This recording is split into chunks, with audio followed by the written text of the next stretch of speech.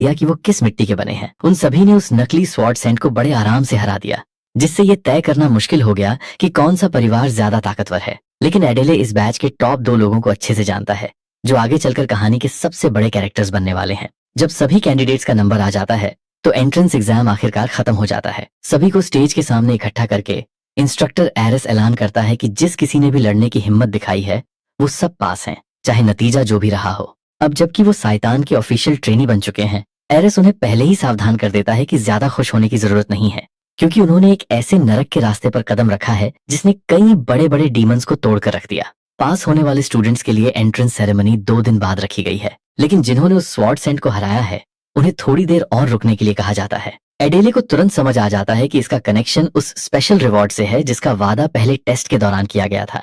हमारे भाई एडेले और 7 डेडली सिंस के वारिसों ने इसे बड़े शानदार तरीके से पास किया था, इसलिए उन्हें आर्मरी के अंदर जाने का मौका मिलने वाला है। इससे पहले कि वो आगे बढ़ें, बाल्टन अपना हाथ उठाकर एक सवाल पूछता है। वो पूछता है कि क्या वो आर्मरी से अपनी मर्जी के ढेर सारे वेपन्स लेकर बाहर आ सकते हैं। वो देखने के लिए बहुत एक्साइटेड है कि शैतान के पास उसके लिए क्या खास है। ऐसी लालच भरी बातें इस बाल्टन के लिए आम हैं, जिसकी भूख और उत्सुकता का कोई अंत नहीं है। एडेले को याद आता है कि उसने अपने नॉवल में इस बंदे के बारे में काफी कुछ लिखा था। इंस्ट्रक्टर एरिस शांति से जवाब देता है कि कई सारे वेपन्स एक साथ संभालना तुम्हारे बस की बात नहीं होगी, इसलिए सिर्फ एक ही वेपन ले जाने की परमिशन है। अब और फालतू सवालों का जवाब ना देते हुए वो उन सबको आर्मरी की तरफ ले जाता है। वो दीवार की सरफेस को छूता है और एक मैजिकल सील एक्टिवेट हो जाती है। देखते ही देखते सबके सामने एक छुपा हुआ दरवाजा आ जाता है। एरिस बताता है कि ये एक स्पेशल प्रिविलेज है जो शैतान सिर्फ सबसे बेहतरीन ट्रेनियों को देता है। अब तुम यहाँ से कुछ बहुत अच्छा चुनते हो या सबसे खराब, ये पूरी तरह तुम्हारी किस्मत पर डिपेंड करता है। ये आर्मरी कम और किसी डंजन का गेट ज्यादा लग रहा था। एरिस कहता है कि सब एग्जाम के रिवर्स ऑर्डर में अंदर जाएंगे और बाहर आते समय सबकी चेकिंग होगी। इसका मतलब बाल्टन को सबसे पहला चांस मिलेगा और हमारे एडेले को सबसे आखिरी। वो हट्टा कट्टा बाल्टन सच में हमारे भाई से चिढ़ता है और पहला खजाना खुद हथियाने के लिए बहुत खुश दिख रहा है। बाल्टन सबको एक अजीब सी स्माइल के साथ बाय करता है और अंदर चला जाता है। क्योंकि लेडी रेनी के पास पहले से ही एक बढ़िया वेपन है, इसलिए वो कोई शानदार आर्टिफैक्ट चुनने का सोचती है और एडेले का भी यही प्लान है। और जब ये दोनों ऐसा सोच रहे हैं तो बाकी वारिस भी जरूर यही प्लानिंग कर रहे होंगे। एडेले की बारी आने तक शायद सारे अच्छे आर्टिफैक्ट्स खत्म हो चुके होंगे। तभी बाल्टन अपने सिर पर एक ब्लैक थॉर्न क्राउन पहने बाहर आता है और अपनी पसंद से बहुत खुश दिखता है। और भाई, जिसका डर था वही हुआ। सबसे खराब सिचुएशन सच हो रही थी। उम्मीद के मुताबिक हर कोई अंदर से कोई ना कोई बढ़िया आर्टिफैक्ट लेकर बाहर निकल रहा है। देखते ही देखते आखिरकार एडेले की बारी भी आ जाती है। वो रेने के हाथ में एक ब्रेसलेट देखता है और उसके फीचर्स के बारे में पूछता है। वो बस मुस्कुराती है और कहती है कि खुद अंदर जाओ और देख लो। रेने उसे ये भी चेतावनी देती है कि वहाँ कुछ ऐसी चीजें भी हैं जिनका कोई डिस्क्रिप्शन नहीं लिखा है। एडेले सोचता है कि भले ही उनका कोई डिस्क्रिप्शन ना हो, पर अगर वो इस खास आर्मरी में रखी हैं तो बेकार तो नहीं होंगी। अंदर जाने से पहले एडेले इंस्ट्रक्टर एरिस को एक अजीब नजर से देखता है। इस लुक से थोड़ा चिढ़कर वो भारी भरकम इंस्ट्रक्टर उसे टोकता है कि जो बोलना है सीधे सीधे बोलो। एक नर्वस हंसी के साथ एडेले पूछता है कि भाई, जिन चीजों के नीचे कुछ लिखा नहीं है उनका क्या सीन है। एरिस शॉर्ट में समझाता है कि वे ऐसी पुरानी चीजें हैं जिनका असली मकसद और मालिक किसी को नहीं पता। अगर तुम्हारी किस्मत अच्छी रही तो तुम्हें कोई बहुत ही कमाल का वेपन मिल सकता है, लेकिन अगर किस्मत खराब निकली तो जिंदगी भर के लिए कोई श्राप भी मिल सकता है। एक आखिरी वार्निंग देने के बाद एरिस हमारे भाई को अंदर भेज देता है। अब एडेले को खुद ही देखना होगा कि सबसे आखिर में आने का फायदा होता है या नुकसान। जैसे ही वो अंदर जाता है वहां का पूरा माहौल एकदम बदल जाता है। जगह काफी साफ सुथरी और चमकदार थी, फिर भी उसे थोड़ा अजीब सा डर महसूस हो रहा था। उसे एक लंबे कॉरिडोर के एंड में रोशनी दिखाई देती है और वो उसी तरफ बढ़ने लगता है। जब वो मेन आर्मरी में पहुंचता है तो वहां मैजिकल ग्लास के पीछे रखे ढेरों वेपन्स और आर्टिफैक्ट्स देखकर दंग रह जाता है। उस बड़े से कमरे में हर तरह के डीमन आर्टिफैक्ट्स भरे पड़े थे। वो अपने राइट साइड में देखता है जहां उसे एक अलग सा दिखने वाला भाला मिलता है और वो उसकी डिटेल्स पढ़ता है। इसका नाम ट्विन फैंग स्पीयर है, जिसे किसी गुमनाम डीमन ने सांपों का शिकार करने के लिए बनाया था। इसके ब्लेड में सांपों की आत्माएं कैद हैं और जब इसमें माना डाला जाता है तो इसमें से 2 सांप निकलते हैं। डिस्क्रिप्शन में इसे काफी बढ़ा चढ़ाकर लिखा गया था, पर हमारा भाई समझ जाता है कि ये पूरी तरह से एक कचरा वेपन है। वैसे भी एडिले के पास पहले से ही उसकी अपनी डैगर्स मौजूद हैं। अगला आइटम एक स्टारलाइट क्रिस्टल है, जिसे कोई एस्ट्रोलॉजर इस्तेमाल करता था। इसमें माना डालने से रोशनी होती है, जो कि बेसिकली एक महंगा टॉर्च ही है। और वैसे भी एडिले डार्क एलिमेंट का यूज कर रहा है तो वो इसे छोड़ देता है। तभी उसे एक खाली डिब्बा दिखता है तो वो उत्सुकता से उसका डिस्क्रिप्शन पढ़ता है कि आखिर इसमें क्या रखा था। ये विक्टर का ग्रेट सर्कलेट था, जो यूजर को कमाल की रिकवरी और स्टैमिना देता है, पर मरने के दिन तक सिर से बंध जाता है। एडिले समझ जाता है कि ये पक्का वही क्राउन है जो बाल्टन ने पहना था। एडेले को ये बात थोड़ी अजीब लगती है। उसे अच्छे से याद है कि उसने अपने नॉवल में ऐसे बाइंड होने वाले आइटम्स को हटा दिया था, इसलिए यहाँ इसे देखना काफी हैरान करने वाला था। आसपास नजर दौड़ाने पर उसे यकीन हो जाता है कि भाई सारा अच्छा माल तो पहले ही साफ हो चुका है। Bind of Python, demon general का फ्लैग और फॉलन नोबल का इंसिग्निया जैसी चीजें गायब थीं। 7 डेडली सिंस के वारिस पहले ही सारे तगड़े आर्टिफैक्ट्स ले जा चुके हैं और अब यहाँ जो बचा है वो ऑलमोस्ट कबाड़ है। जब कोई और रास्ता नहीं दिखा तो एडेले का ध्यान एक कर्स्ड आर्टिफैक्ट की तरफ जाता है, पर तभी उसे एक ऐसी खास ट्रिक याद आती है जिसे सिर्फ वही इस्तेमाल कर सकता है। वो अपना मैजिक पेपर निकालता है और अपने सोने के सिक्कों को खर्च करने का मन बना लेता है। वो एक टूटी हुई तलवार के पास जाता है जिसका कोई डिस्क्रिप्शन नहीं था और मैजिक पेपर से उसके बारे में पूछता है। मैजिक पेपर उससे इस जानकारी के बदले या तो एक हाई ग्रेड आर्टिफैक्ट मांगता है या फिर पूरे 100 सोने के सिक्के। अपनी सेविंग्स निकालने से पहले उसके दिमाग की बत्ती जलती है। अपने इस नए आइडिया को चेक करने के लिए वो एक फटे हुए स्क्रॉल के पास जाता है और वही चीज दोहराता है। इस बार उससे जानकारी के लिए 50 सोने के सिक्के मांगे जाते हैं। क्योंकि मैजिक पेपर चीज की वैल्यू के हिसाब से पैसे चार्ज करता है, इसलिए उसे पेमेंट करने की जरूरत ही नहीं है। उसे बस वो चीज ढूंढनी है जो सबसे ज्यादा कीमत मांग रही हो। वहां कुल मिलाकर 7 ऐसी चीजें थीं जिनका कोई डिस्क्रिप्शन नहीं था और वो फटाफट उन सबको चेक करने लगता है। एक चील जैसी दिखने वाली ब्लैकस्टोन की जानकारी की कीमत सिर्फ एक सिक्का थी। ये साफ तौर पर एक बेकार चीज थी, पर चूंकि ये सिर्फ एक सिक्का था तो एडेले ने सोचा कि इसे चेक करने में क्या ही हर्ज है। पेपर उसे उस ईगल स्टोन का असली काम बताता है। ये बेसिकली ओनर की अच्छी किस्मत को सामने वाले की बुरी किस्मत से बदल देता है।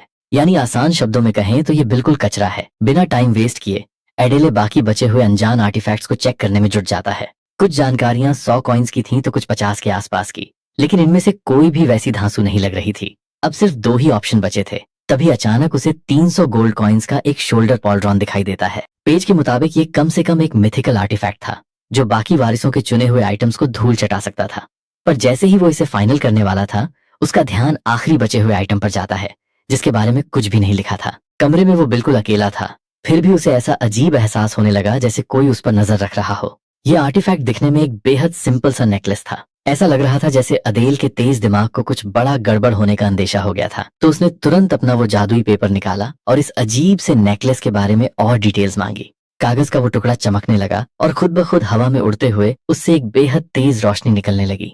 आखिरकार उस चीट पेपर पर सिर्फ एक ही लाइन लिख कर आई, तुम्हें एक भगवान की बलि देनी होगी। अब अगर कोई चीज सीधे भगवान की बलि मांग रही है तो समझ जाओ कि वो कम से कम लेजेंडरी लेवल की तो होगी ही। उसे लगा था कि उसकी किस्मत खराब है, पर असल में तो उस पर छप्पर फाड़कर मेहरबानी हुई थी। लेकिन जब उसने थोड़ा और ठंडे दिमाग से सोचा तो उसे एहसास हुआ कि वो कुछ ज्यादा ही जल्दी खुश हो रहा है। फिलहाल तो उसका किसी छोटे मोटे भगवान से भी कोई कनेक्शन नहीं था। डेमन गॉड की बात तो बहुत दूर की है। इसलिए फिलहाल के लिए उसने इस रहस्यमयी नेकलेस में अपनी थोड़ी सी माना डालने का फैसला किया। कुछ सेकंड इंतजार करने के बाद भी वहां पूरी तरह सन्नाटा छाया रहा। ये सचमुच काफी परेशान करने वाला था। उसके सामने इतनी कमाल की चीज रखी थी, पर उसे रत्ती भर भी अंदाजा नहीं था कि ये क्या कर सकती है। दिमाग पर जोर देते हुए उसने उस पेपर के साथ कुछ और पैंतरे आजमाए ताकि सवालों को घुमा फिराकर पूछने से शायद थोड़ी फ्री इन्फॉर्मेशन मिल जाए। लेकिन भाई वो चाहे कुछ भी पूछे, जैसे ही बात उस नेकलेस की आती वो पेपर सीधे भगवान की बलि मांगने लगता। आखिरकार उसने भी हार मान ली कि यहाँ से मुफ्त में तो कोई जानकारी मिलने वाली नहीं है। फिर भी उसने रिस्क लेने का फैसला किया और उस चमकते हुए नेकलेस को ही अपना इनाम चुन लिया। चाहे इसका काम जो भी हो, पर उसे पूरा यकीन था कि उसने इस आर्मरी की सबसे कीमती चीज पर हाथ मारा है। उसने जैसे ही उस नेकलेस को पहना तुरंत अपना स्टेटस विंडो खोला ताकि देख सके कि कोई बदलाव हुआ है या नहीं। और जैसा कि उसे उम्मीद थी, वहां एक ऐसी अनजान एबिलिटी आ चुकी थी जो पहले नहीं थी। अब उसे आराम से वक्त लेकर ही ये समझना होगा कि असल में ये चीज क्या बला है। आर्मरी से बाहर आते ही इंस्ट्रक्टर एरिस ने उससे उसके इस अजीब चॉइस के बारे में सवाल किया। उसने सच सच बता दिया कि उसने एक ऐसा आइटम चुना है जिसकी कोई डिस्क्रिप्शन ही नहीं थी। जब एरिस ने पूछा कि क्या उसके पास इसके बारे में कोई सीक्रेट जानकारी है तो उसने सीधे मना कर दिया। वैसे देखा जाए तो ये कोई झूठ भी नहीं था। सच तो ये है कि अदेल खुद नहीं समझ पा रहा था कि किस्मत उसके साथ ऐसा खेल क्यों खेल रही है। आखिरकार उस लंबे चौड़े इंस्ट्रक्टर ने उसकी बात मान ली। भले ही उसे दाल में कुछ काला लग रहा था, पर फिलहाल उसे अपने कैडेट की बात पर भरोसा करना ही था। उसने क्लास के टॉप नए कैडेट्स की तरफ देखा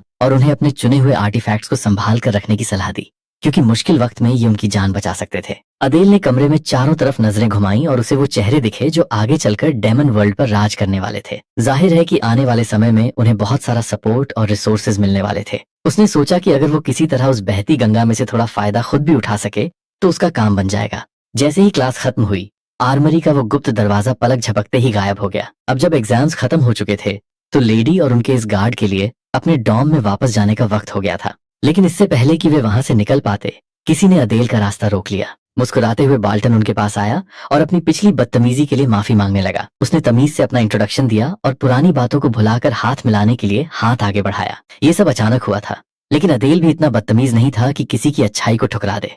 लेकिन जैसे ही उसने बाल्टन से हाथ मिलाया, उसे समझ आ गया कि इस बंदे के अंदर शराफत नाम की कोई चीज नहीं है। उसने चेहरे पर एक कमीनी मुस्कान के साथ अदेल के हाथ को लोहे की तरह जकड़ लिया। अदेल को अपने हाथ में एक बहुत ही तेज, हड्डियों को तोड़ देने वाला दर्द महसूस हुआ। बाल्टन असल में उस टाइप का बंदा था जिसे कमजोर लोगों से सख्त नफरत थी। उसे सिर्फ ताकतवर लोगों से ही मतलब था, क्योंकि उसके अंदर जलन और दूसरों से आगे निकलने की आग भरी हुई थी। नॉवल की कहानी में उसने मेन कैरेक्टर को मौत के मुंह तक पहुंचा दिया था, लेकिन जब उसे उसकी ताकत का एहसास हुआ तो उसने उसे बाद में फिर से लड़ने के लिए जिंदा छोड़ दिया था। देखा जाए तो लाइकन बाल्टन लड़ाई के लिए पागल रहने वाला एक नंबर का सिरफिरा था। बाल्टन उसी टेढ़ी मुस्कान के साथ अदेल को उकसाने की कोशिश कर रहा था, इसलिए अदेल ने चुपचाप बाल्टन की तलवार को अपनी पोजीशन बदलने के टारगेट के रूप में सेट कर दिया और पलक झपकते ही उसने उस तलवार के साथ अपनी जगह बदल ली और पीछे से जाकर उस सिरफिरे के कंधे पर हाथ रख दिया। टेस्ट अभी अभी खत्म हुआ था, इसलिए अदेल का दिमाग वैसे ही खराब था और वो किसी अमीर बाप के बिगड़े हुए बेटे के नखरे झेलने के मूड में बिल्कुल नहीं था। ऊपर से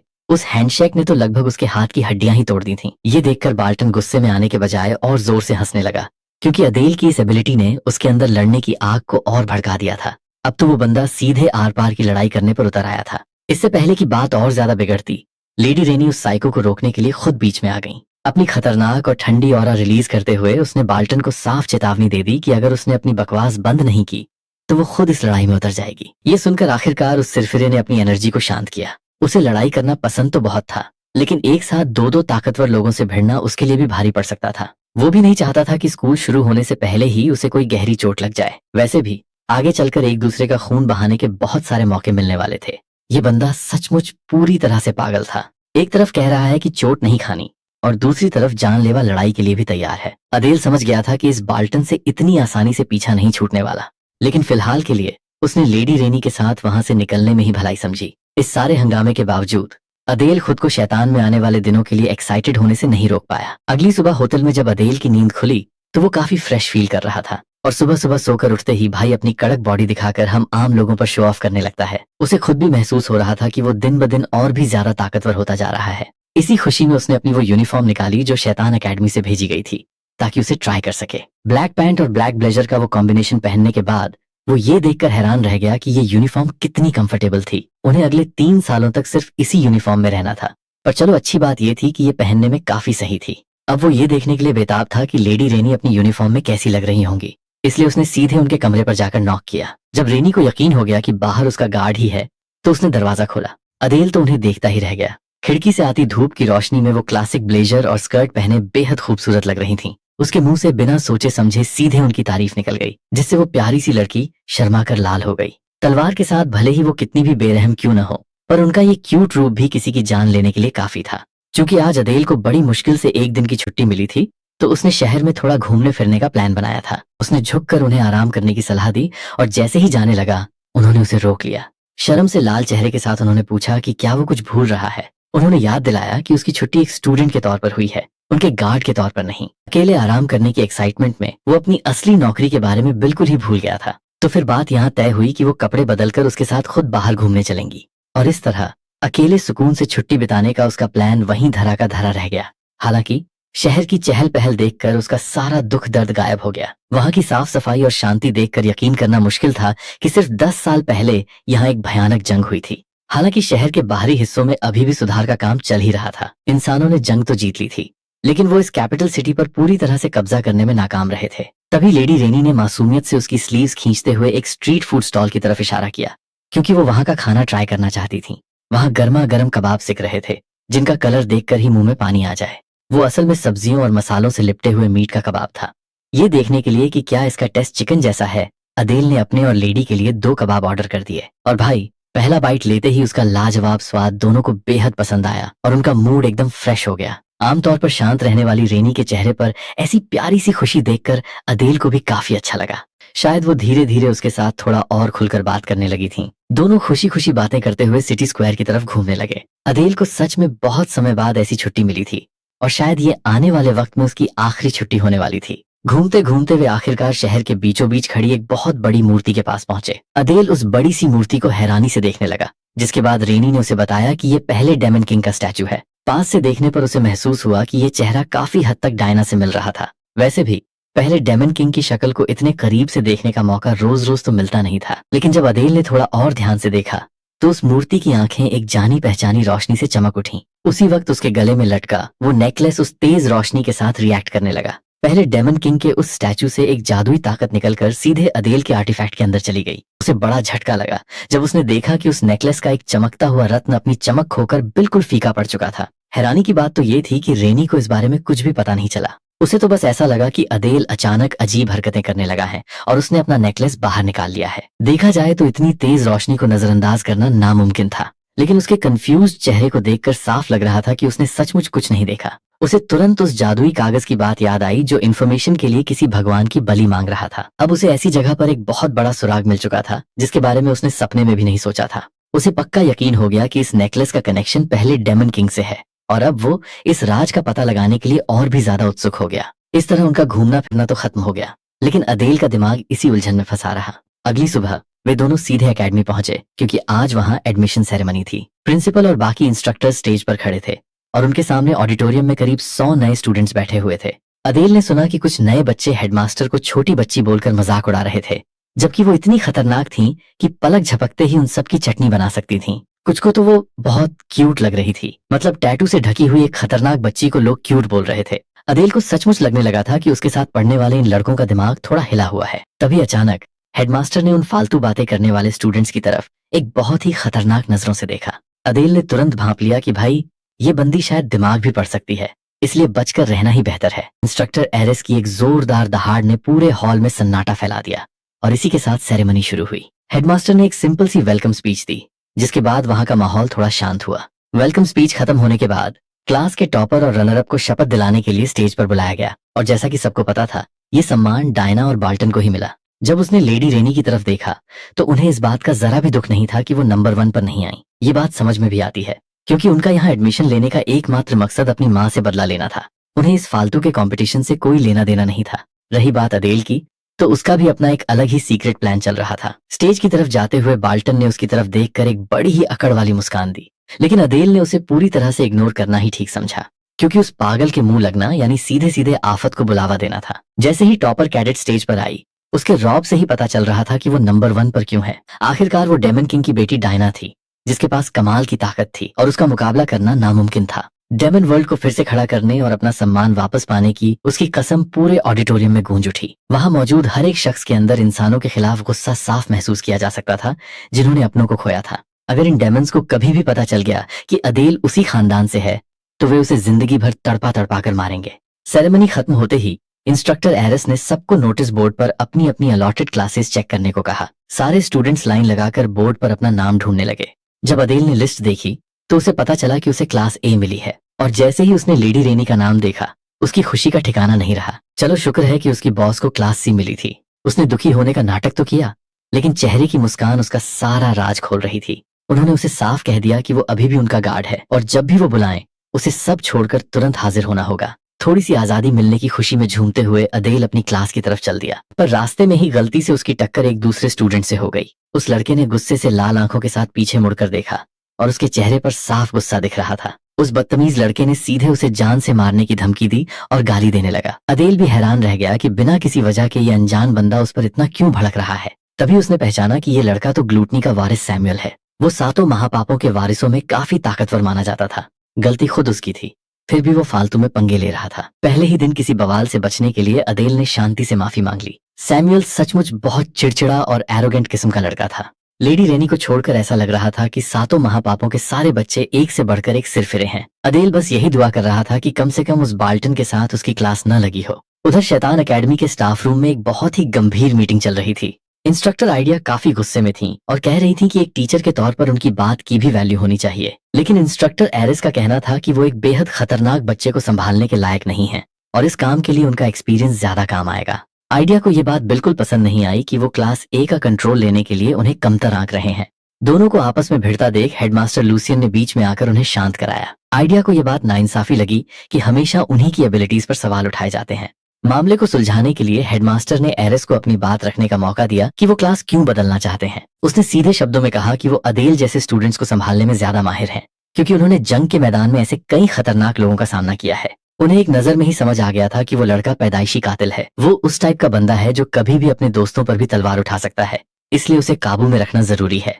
बाकी टीचर्स को लगा कि वो फालतू में ही एक हाफ डेमन लड़के से इतना डर रहे हैं जो ताकत के मामले में बाकी बड़े वारिसों के सामने कुछ भी नहीं है। पर एरिस ने कहा कि असली ताकत सिर्फ जादुई पावर से तय नहीं होती। अदेल के अंदर जो हिम्मत और शांति है वो किसी भी बड़े वारिस से कम नहीं है। यही वजह है कि वो क्लास ए का जिम्मा लेना चाहते हैं ताकि उस पर करीब से नजर रख सकें।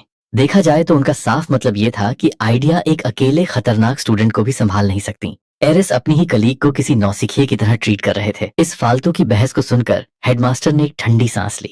उन्होंने अपनी ऑरा का एक छोटा सा हिस्सा रिलीज किया, जिससे पूरा स्टाफ रूम तुरंत बिल्कुल शांत हो गया। भले ही उन्हें एरिस की बात सही लग रही थी, पर इस समय टीचर्स को बदलना एकेडमी के नियमों के खिलाफ होता। लेकिन हाँ, थोड़ी सावधानी बरतने में कोई बुराई भी नहीं थी। इसलिए उन्होंने सीधे आइडिया को आदेश दिया कि वो अदेल पर खास तौर पर अपनी नजरें बनाए रखें। इसी के साथ मीटिंग खत्म हुई और अब फाइनली क्लासेस का पहला दिन शुरू होने जा रहा था। क्लास ए के रूम में बैठकर अदेल चुपचाप अपनी फूटी किस्मत को कोस रहा था, क्योंकि उसके ठीक सामने लस्ट की वॉरिस लॉरा बैठी थी जो लगातार उसे परेशान किए जा रही थी। पर चलो, कम से कम वो डायना के साथ फंसने से तो बेहतर ही था। और बाल्टन की जगह उसका दूसरा क्लासमेट वो खड़ूस सैमुअल था जो ग्लूटनी का वारिस था। लॉरा बड़े नखरे से उससे पूछ रही थी कि क्या वो उसका पीछा करते हुए इस क्लास में आया है, जबकि सबको पता था कि क्लासेस रैंडम अलॉट हुई थीं। वो हंसते हुए नखरे से कहने लगी कि वो अदेल को दोबारा अपना गुलाम बनने का मौका दे रही है। उसके सींगों को देखकर तो कोई भी लड़का तुरंत पिघल जाए। तुम में से तो कई लोग इसे देखते ही इसके दीवाने हो जाते। वे आपस में बात कर ही रहे थे कि तभी सैमुअल बीच में टपक पड़ा और उसने धमकी दी कि अगर उन्होंने अपना मुंह बंद नहीं किया तो वो उन दोनों को जान से मार देगा। सच में डेमंस के हिसाब से भी ये लड़का हद से ज्यादा बदतमीज था। लॉरा को उसका ये बात करने का तरीका बिल्कुल भी अच्छा नहीं लगा। अच्छी बात ये रही कि उसे परेशान करने के लिए कोई और मिल गया और अदेल चैन की सांस ले सका। पर वो समझ गया था कि आगे उसकी लाइफ ऐसी ही होने वाली है। तभी अचानक क्लास का दरवाजा खुलता है और इंस्ट्रक्टर आइडिया अंदर आती हैं, जिन्हें देखते ही पूरी क्लास एकदम शांत हो जाती है। उनका दबदबा ही ऐसा था कि कोई भी उनके सामने चूं तक नहीं कर सकता था। स्टेज पर आकर उन्होंने क्लास ए के सभी स्टूडेंट्स को अपना इंट्रोडक्शन दिया। उन्होंने बताया कि लोग उन्हें प्यार से लीजन ऑफ कैलामिटी के नाम से भी जानते हैं। मानना पड़ेगा भाई, ये निकनेम सुनने में बहुत ही खतरनाक लगता है। उनका ये नाम सुनते ही पूरी क्लास में खुसर पुसर शुरू हो गई। चर्चा थी कि उन्होंने अकेले ही पॉल्क्स नदी के पास हजारों इंसानी सैनिकों को मौत के घाट उतार दिया था। अदेल को ये सुनकर काफी तसल्ली मिली। उसे लगा कि इतनी ताकतवर टीचर के होते हुए एकेडमी में उसके जिंदा बचने के चांस काफी बढ़ जाएंगे। अपना इंट्रोडक्शन देने के बाद उन्होंने बताना शुरू किया कि आने वाले दिनों में उनकी क्लासेस कैसे चलेंगी। ये प्लान वैसे काफी सीधा साधा था। वो खुद उन्हें शिकार करने के तरीके सिखाने वाली थी और जाहिर है यहाँ किसी जानवर या डेमन बीस्ट का शिकार नहीं करना था। वे उसका शिकार करने वाले थे जिसके लिए लोग इस एकेडमी में आते हैं, यानी उन्हें इंसानों का शिकार करना सिखाया जाने वाला था। ये सुनकर अदेल ने अपने चेहरे के हाव भाव बिल्कुल नॉर्मल रखने की कोशिश की। इंस्ट्रक्टर आइडिया सिर्फ इस हंटिंग क्लास को संभालने वाली थी। जादू और हथियारों की ट्रेनिंग बाकी के काबिल टीचर्स देने वाले थे। इसके साथ ही वो उनकी फिजिकल फिटनेस और स्टेमिना ट्रेनिंग की भी इंचार्ज थी। उन्होंने साफ कह दिया कि पहली क्लास के लिए बंद कमरे में बैठना काफी नहीं होगा, इसलिए उन सबको तुरंत ग्राउंड में चलना होगा। अदेल ने जैसे ही उस ट्रेनिंग ग्राउंड को देखा, वो उसका साइज देखकर हैरान रह गया। वो मैदान किसी भी नॉर्मल ग्राउंड से 4-5 गुना ज्यादा बड़ा था। सबके इकट्ठा होते ही इंस्ट्रक्टर आइडिया ने अपनी एबिलिटी का इस्तेमाल किया और एक घूमता हुआ ब्लैक होल बनाकर सबको ध्यान से देखने को कहा। जैसे ही वो ब्लैक होल पूरी तरह से बड़ा हुआ, चारों तरफ अंधेरा छा गया। वो ब्लैक होल एक बड़े पोर्टल में बदल गया और उसके अंदर से लोहे के बख्तरबंद सैनिकों के चलने की भारी आवाजें आने लगी। पोर्टल से इंसानी क्रूसेडर्स की एक पूरी आर्मी बाहर निकलती है, जिनके चेहरों पर कोई इमोशन नहीं था। अपने कैडेट्स के चेहरों पर हवाइयां उड़ती देख इंस्ट्रक्टर उन्हें दिलासा देती है कि ये सब सिर्फ मैजिक से बने झूठे इल्यूजन्स हैं। ये वही थी जिसने एंट्रेंस एग्जाम में उनकी बैंड बजाने वाले स्वॉर्ड सेंट के क्लोन को बनाया था। अदेल समझ गया कि जो बंदी स्वॉर्ड सेंट की 10% ताकत वाला क्लोन भी बना सकती है, उससे पंगा लेना सीधा मौत को दावत देना है। साफ है कि ये इंस्ट्रक्टर खुद में ही एक बहुत बड़ी मॉन्स्टर है। भले ही शैतान काफी ताकतवर है, पर उसे पूरा यकीन था कि रॉयल एकेडमी इससे कई गुना आगे है। इसके बाद इंस्ट्रक्टर आइडिया क्लास ए के कैडेट्स को एक सिंपल सा टास्क देती है। उन्हें बस इन इंसानों के बीच से रास्ता बनाकर उस तक पहुंचना था। शुरुआत करने के लिए वो मैदान पर नजरें घुमाती है और उसकी नजर सीधे एक खास स्टूडेंट पर जाकर टिकती है। वो अदेल को आगे बुलाती है ताकि पहला ट्रायल वही दे। एक शातिर मुस्कान के साथ वो उसे चैलेंज देती है कि वो उसके गले पर वार करके दिखाए, जैसे उसने स्वॉर्ड सेंट के क्लोन के साथ किया था। अभी हमारे भाई को लगा था कि वो इंस्ट्रक्टर एरिस की पैनी नजरों से बच गया है, लेकिन यहाँ तो इंस्ट्रक्टर आइडिया भी उस पर शक कर रही थी।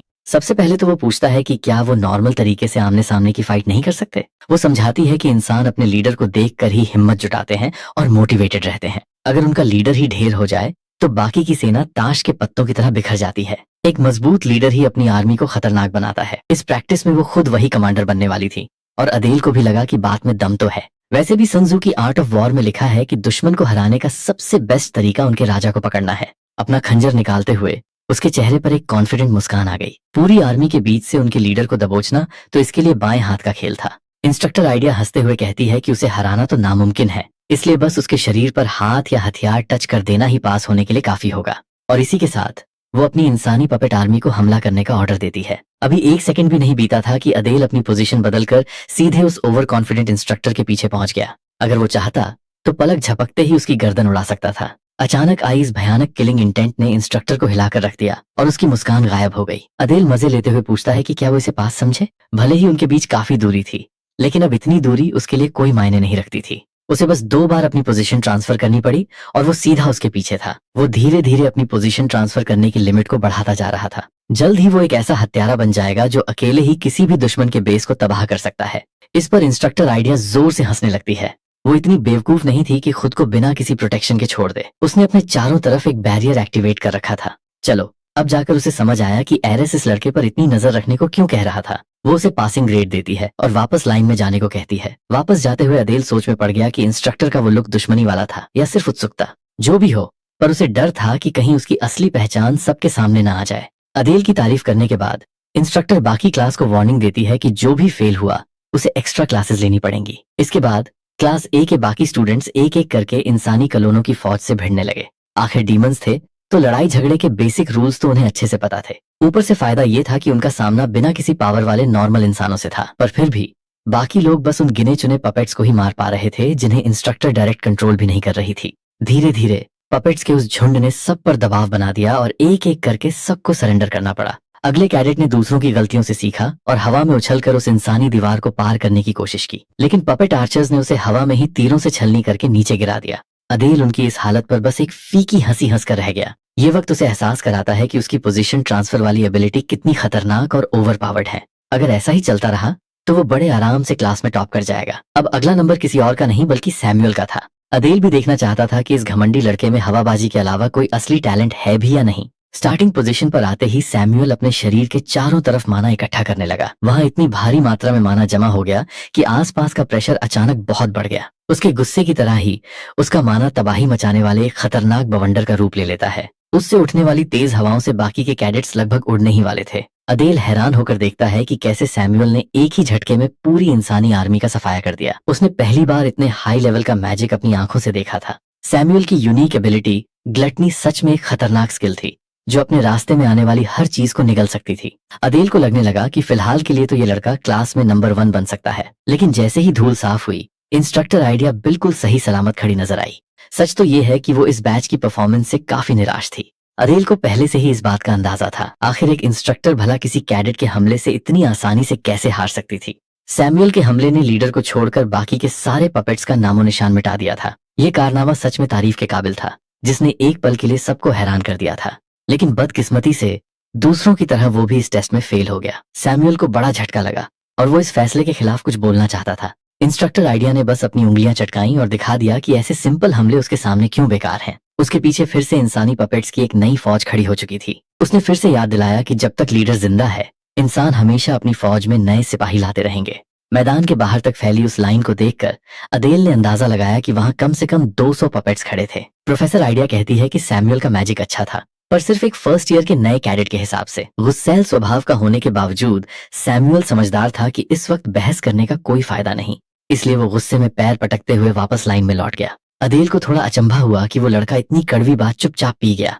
भले ही अंदर से वो सुलग रहा था। जब दोनों की नजरें एक पल के लिए मिली तो सैमुअल का गुस्सा और ज्यादा भड़क गया। उसकी अपनी एबिलिटी पर हद से ज्यादा घमंड ही उसकी हार की वजह बना। अगर उसने वो पूरी ताकत सीधे असली टारगेट पर लगाई होती तो वो बिना किसी दिक्कत के पास हो जाता। टेस्ट आगे बढ़ता रहा और आइडिया ने अगले कैडेट का नाम पुकारा। तभी भीड़ में से एक घमंड से भरी तेज हंसी गूंज उठी। लॉरेल फ्रॉन्ड आगे बढ़ती है। वो इस बात से बहुत खुश थी कि सबका ध्यान अब उसी पर होने वाला है। बाकी कैडेट्स को पूरा यकीन था कि वो बड़े आराम से पास हो जाएगी। सवाल सिर्फ ये था कि वो इसे करेगी कैसे। पपेट्स के सामने खड़े होकर वो उन्हें मामूली चमचे बुलाने लगती है जो उसका रास्ता रोकने की जुर्रत कर रहे थे, लेकिन उसके इन घमंडी डायलॉग्स का वैसा असर नहीं हुआ जैसा वो सोच रही थी। पसीने छूटते ही उसकी सारी हवा निकल गई और उसके मुंह से आवाज निकलना बंद हो गई। जब उसने देखा कि उसकी एबिलिटीज इन बेजान पपेट्स पर काम नहीं कर रही हैं, तो वो घबराकर बचने का रास्ता सोचने लगी। जैसा कि अदेल को पता था, ये लस्ट की वारिस खुद कभी आमने सामने की जंग नहीं लड़ती थी। एंट्रेंस एग्जाम में भी उसने अपने साथियों को चमचा बनाकर आगे कर दिया था और खुद पीछे रहकर महारानी की तरह ऑर्डर दे रही थी।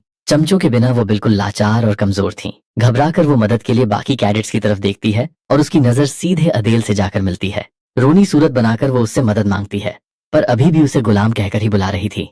उनके इस अजीब रिश्ते से अनजान पूरी क्लास आपस में फुसफुसाने और कानाफूसी करने लगी। अदेल वैसे भी लॉरेल की मदद नहीं करने वाला था और अब तो उसने ठान लिया कि वो उसकी शक्ल भी नहीं देखेगा। उसका ड्रामा देखकर तंग आ चुकी इंस्ट्रक्टर आइडिया अपनी आर्मी को आगे बढ़ने का इशारा कर देती है। अपनी तरफ आते पपेट्स के झुंड को देखकर लॉरेल डर के मारे पीछे हटने लगी।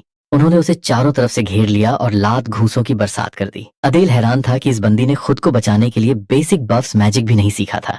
पूरी क्लास देखती रह गई क्योंकि पपेट्स उसे काफी देर तक कूटते रहे और वो चीख चीख कर मदद मांगती रही। जहां सबका ध्यान उस मारपिटाई पर था, वहीं अदेल का ध्यान किसी और चीज पर गया। उसने देखा कि उसकी क्लास की एक लड़की ने अपने जख्म को मैजिक से पूरी तरह ठीक कर लिया। अब हीलिंग मैजिक एक ऐसी चीज थी जिसे सिर्फ इंसान ही इस्तेमाल कर सकते हैं। इसका मतलब साफ था कि वो पिंक बालों वाली लड़की भी उसकी तरह एक हाफ डीमन थी। वैसे भी हीलिंग का टैलेंट मिलना बहुत मुश्किल होता है और एक डीमन के पास हीलिंग मैजिक होना तो नामुमकिन जैसा था। भले ही उसे उस लड़की का नाम याद नहीं था, पर उसने सोच लिया कि वो किसी भी तरह उससे दोस्ती बढ़ाएगा। वो उसके पास जाने ही वाला था कि तभी इंस्ट्रक्टर आइडिया उसे जख्मी लॉरेल को वापस क्लासरूम तक ले जाने का काम सौंप देती है। भाई, इससे बुरा टाइम और कोई हो ही नहीं सकता था। वो उस हीलर लड़की से बात करना चाहता था, न कि इस बिगड़े नवाबजादे की देखरेख करना। वो नीचे झुकता है और जख्मी लॉरेल के माथे पर एक उंगली मारते हुए उसे एकदम बेकार कहता है। अदेल उसे बार बार पोक करके उठाने की कोशिश करता है। मार खाना तो फिर भी ठीक था, लेकिन सबके सामने ऐसी बेइज्जती होना उसे बर्दाश्त नहीं हो रहा था। कम से कम अब अगर वो उसे गुलाम कहेगी तो वो पलट कर कह सकता है कि वो तो एक गुलाम से भी ज्यादा कमजोर है। क्लास खत्म होने से पहले इंस्ट्रक्टर आइडिया सभी को एक लाइन में इकट्ठा होने का ऑर्डर देती है। वो कहती है कि उसे उनसे काफी उम्मीदें थीं, लेकिन नतीजा बेहद निराशाजनक रहा। फिर भी आज का पहला सबक काफी अच्छा रहा। इन नए बच्चों के लिए एक बार बुरी तरह हारना जरूरी था ताकि इन्हें दुनिया में अपनी असली औकात का पता चल सके। ये जानना बहुत जरूरी था कि उनसे कहाँ गलतियां हो रही हैं और उनके अंदर क्या कमियां हैं। शुरुआत में ही अपनी लिमिट्स का पता चल जाना आगे बढ़ने के लिए बहुत जरूरी है। इसी जानकारी की वजह से वो जंग के मैदान में एक दूसरे का साथ दे पाएंगे। अदेल को ये थोड़ा अजीब लगा कि शैतान में रैंडमली क्लासेस बांटी जाती हैं, जबकि इंसानों के स्कूल में ताकत के हिसाब से सेक्शन बांटे जाते हैं। इंस्ट्रक्टर आइडिया उन्हें टीम वर्क और सिनर्जी का कॉन्सेप्ट समझाने लगती है। भले ही आज ज्यादातर लोग फेल रहे, लेकिन एक स्टूडेंट ऐसा था जिसने इस टेस्ट को पास किया। भीड़ में उसे ढूंढते हुए आइडिया उसे एक खास लुक देती है और कहती है कि वो आगे भी उस पर ध्यान रखेगी। अदेल ने अजीब तरीके से शुक्रिया कहा, पर वो महसूस कर सकता था कि बाकी क्लास उसे गुस्से से घूर रही थी। आखिरकार उन्हें जाने दिया गया और अगली क्लास के लिए क्लासरूम में लौटने को कहा गया। यहाँ सिर्फ टीचर्स ही नहीं, बल्कि उसके क्लासमेट्स भी उसके दुश्मन बने हुए थे। खासकर सैमुअल तो ऐसा दिख रहा था जैसे अभी उस पर झपट पड़ेगा। अदेल को फिक्र होने लगी कि 7 डेडली सिंस के इन नखरेबाज बच्चों के रहते अपनी खुद की टीम बनाना लगभग नामुमकिन होने वाला है। हंटिंग क्लास के बाद बाकी के लेक्चर बिना किसी परेशानी के निपट गए। उनके टाइम टेबल में अगला नंबर थ्योरी क्लास का था। थ्योरी क्लास में उन्हें डीमन वर्ल्ड का इतिहास और इंसानों की कुछ बेसिक कमजोरियों के बारे में पढ़ाया गया। अदेल ने हर बात को बहुत ध्यान से सुना। आज उसे पता चला कि डीमंस और इंसानों का बॉडी स्ट्रक्चर लगभग एक जैसा ही होता है, यानी अगर किसी खास नाजुक अंग पर चोट लगे तो दोनों को बराबर ही दर्द होगा।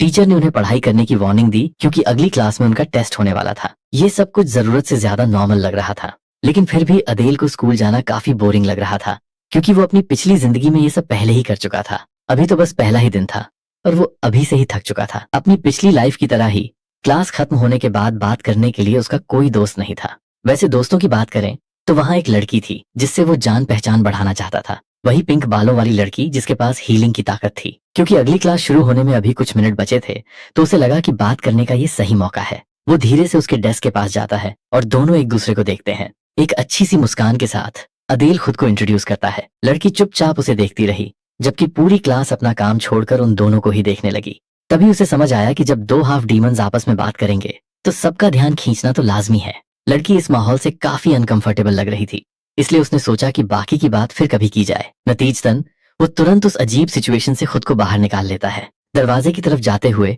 वो बस टॉयलेट जाना चाहता था ताकि शांति से थोड़ा अकेला वक्त बिता सके।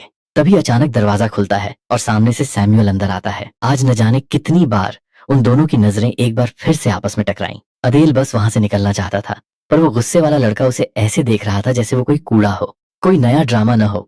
इसलिए अदेल खुद साइड हटकर सैमुअल को पहले अंदर जाने का रास्ता दे देता है। बगल से गुजरते हुए सैमुअल ने मुंह बनाया और बड़बड़ाया कि ये कितना घटिया और लो क्लास जीव है। पर भाई, बर्दाश्त करने की भी एक हद होती है। अदेल ने पूरे दिन लफड़ों से बचने की पूरी कोशिश की थी, पर अब उसके सब्र का बांध टूट चुका था। वो मुड़ता है और टॉन्ट मारते हुए सैमुअल की फैमिली की झूठी तारीफ करता है, जिससे उसकी दुखती रग पर हाथ पड़ जाता है। सैमुअल गुस्से में अपनी खतरनाक ऑरा रिलीज करता है और पूछता है कि जरा फिर से बोलना, क्या कहा तुमने? पीछे हटने के बजाय अदेल और उकसाते हुए कहता है कि तुम्हारी फैमिली को बधाई हो, जिन्होंने तुम्हारे जैसा बोलता चलता कचरा पैदा किया है। ये बात सुनते ही सैमुअल का पारा 7वें आसमान पर पहुंच गया। वैसे सच कहें तो उसे गुस्सा दिलाने के लिए ज्यादा मेहनत की जरूरत भी नहीं थी। बाल्टन की तरह दिमाग चलाने के बजाय ये बेवकूफ अपने गुस्से और नफरत पर काबू रखना नहीं जानता था। अगर ये लड़का अदेल के प्लान के बीच में आने वाला है तो बेहतर होगा कि इसका पत्ता अभी ही साफ कर दिया जाए। सैमुअल अपने माना को समेटकर शरीर के चारों तरफ एक नुकीला आर्मर बना लेता है। अदेल को इससे रत्ती भर भी फर्क नहीं पड़ा। वो सोच रहा था कि अगर वो इस मामले को सेल्फ डिफेंस का नाम दे दे तो वो इसका एक हाथ जीतकर भी बच सकता है। पर इससे पहले कि दोनों आपस में भिड़ते, अगली क्लास के इंस्ट्रक्टर बिना किसी को पता चले चुपचाप कमरे में आ चुके थे। उनके गुस्से वाले ऑरा को शांत करते हुए वो चश्मा पहनने वाले इंस्ट्रक्टर मुस्कुराए और सभी से अपनी सीट पर बैठने को कहा। हैरानी की बात यह थी कि सैमुअल और अदेल में से किसी को भी उसके अंदर आने का एहसास तक नहीं हुआ।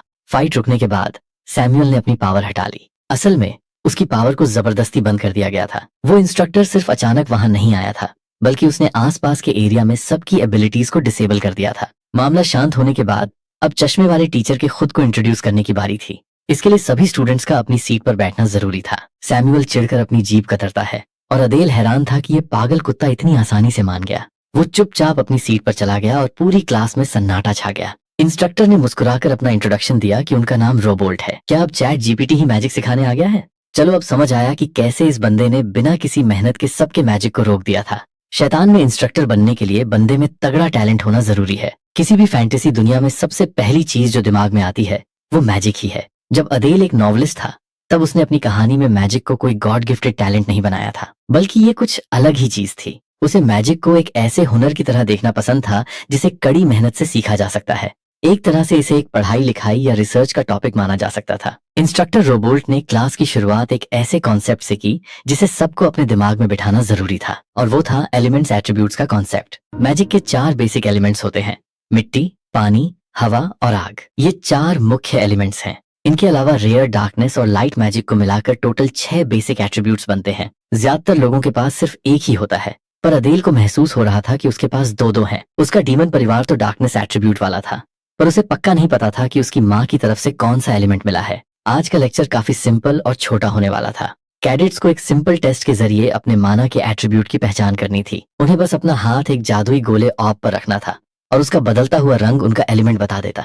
जब बाकी स्टूडेंट्स टेस्ट के लिए लाइन लगाने लगे तो अदेल ने पीछे रहकर पहले देखने का फैसला किया। पहला कैडेट आगे बढ़ा और उसके चेहरे पर घबराहट साफ देखी जा सकती थी। जैसे ही उसने अपना हाथ उस गोले पर रखा, उसमें से लाल रंग की रोशनी निकली जो फायर एट्रीब्यूट को दिखाती थी।